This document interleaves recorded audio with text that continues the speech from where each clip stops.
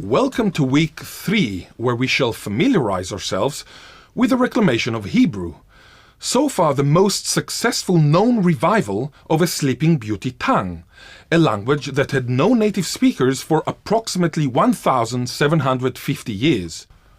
This week we shall also learn about the development of ideas, as well as about multiple causation, or the fact that the revival of a no longer spoken language is unlikely to occur without cross-fertilization from the revivalists' mother tongues, which are, needless to say, different from the language they are trying to reclaim. Thus, we should expect revival efforts to result in a beautiful hybrid.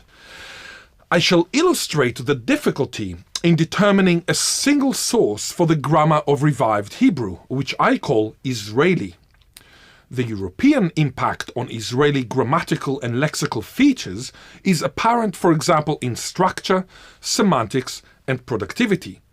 Multiple causation, the emergence of a feature from several sources simultaneously at the same time, is manifested in the congruence principle. According to the congruence principle, the more contributing languages a feature exists in, the more likely it is to persist in the emerging tongue.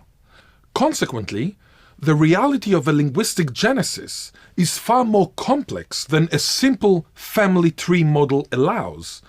Revived languages are unlikely to have a single parent. Not that there is anything wrong with that, as we said in week 2. As we mentioned in week 2, the multi-sourced nature of Israeli and the role of the congruence principle in its genesis have implications for historical linguistics, language planning, and the study of language culture and identity.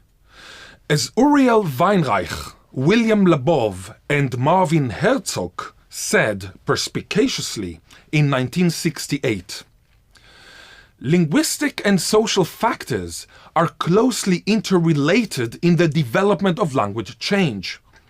Explanations which are confined to one or the other aspect, no matter how well constructed, will fail to account for the rich body of regularities that can be observed in empirical studies of language behavior.